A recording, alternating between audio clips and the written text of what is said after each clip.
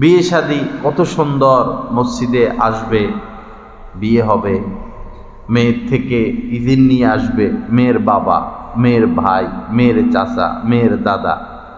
আমরা আবিষ্কার করছি উকিল বাবা। আমরা কি আবিষ্কার করছি? আপন বাবারেও এত সম্মান করে না, উকিল বাবারা যত সম্মান করে। ঈদে ঈদে কাপড় দেয়, বিদেশ থেকে আসলে দেখা করে, পরিচয় দেয়, এটা আমার উকিল বাবা, আবার উকিল চাচা, আবার উকিল দাদা, আবার উকিল নানা, কয়দিন পরে বাইরে উকিল পোলা। এগুলো তো ভাই ধর্মে নাই, ইসলামে নাই।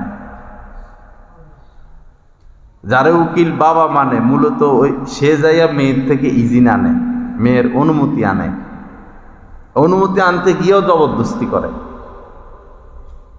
তার সাথে তো এই মেয়েটার পর্দা, সে কিভাবে এই মেয়েটার সামনে গেল? সে তো ফাসেক, সে কেন অনুমতি আনতে যাবে?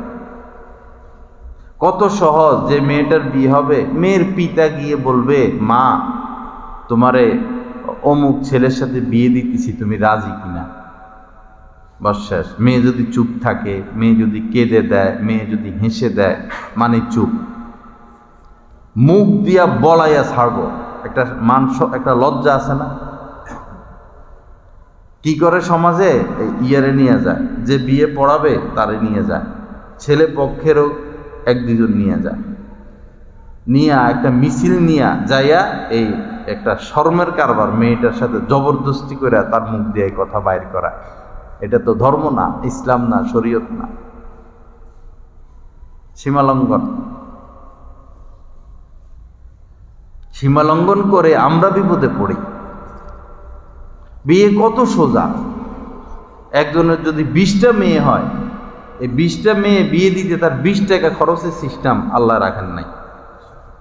20টা মেয়ে, আপনি 20টা মেয়ে বিয়ে দিবেন, আপনার 20 টাকা খরচের সিস্টেম নাই, নাই সিস্টেম ইসলামে মেয়ে বিয়ে দেওয়ার ক্ষেত্রে টাকা পয়সা। মেয়ের বাড়িতে বিয়ের দিন অনুষ্ঠান, বৌভাত যেটা বলে, মেয়ের বাপের পক্ষ থেকে যেটা ব্যবস্থাপনা, এটা শরীয়তে নাই। আউলিম ওলাও বিশাতিন, ছেলেরে বলছে একটা বকরি হইল তুমি অলিমা করো, এটা ছেলের কাজ অলিমা করা। এখন এটা চলে গেছে মেয়ের পক্ষে, 500 মেহমান, 300 মেহমান, 200 মেহমান, আরো যেগুলো বাইর করছে, কার্ড বাইর করছে, কার্ডের পিছিয়ে খরচ করে, সোনালি কালার, এই সে কার্ডের পিছিয়ে 200, 300, 500, 1000, 2000 একটা কার্ড বানায় এত দামি করে। এরপরে আরেকটা মানে নির্লজ্জ এক সিস্টেম বাইর করছে, যেখানে খাওয়া দাওয়া, দারোয়ান, দুই পাশে দারোয়ান কতগুলোরে বসায় রাখে, চেয়ার টেবিল নিয়ে বসে থাকে, কে কি আনে, ভিক্ষা করা। বিয়ে সাথে মানে ভিক্ষার রাস্তা বাইর করছো তোমরা, ভিক্ষা বাইর করতেছো কার্ড বানাইয়া। ভিক্ষুক তুমি, বাটি নিয়ে রাস্তায় নামো। উপহার রাখার জন্য লোক বসাইছে, চেয়ার টেবিলে সেরাসেরি বসাই দেয়, এখান দিয়ে সেরাসেরি বসাই দেয়, লেখে কে কি আনছে, জগ আনছে কে, কাপড় আনছে কে, এটা ভিক্ষার হিসেব নিতেছে। নির্লজ্জ কোথায়কার সমাজের মানুষ, এটা কি সিস্টেম?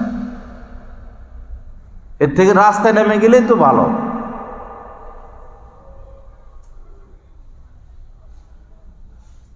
ওয়ালা তা'তাদু, সীমালঙ্ঘন করো না, এগুলো সীমালঙ্ঘন।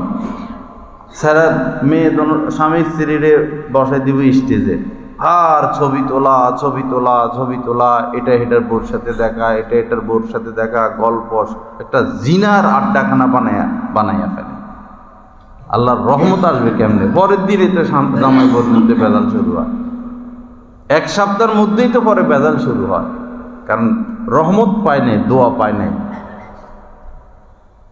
সূচনাটা রহমতের মাধ্যমে হয় নাই, দোয়ার মাধ্যমে হয় নাই।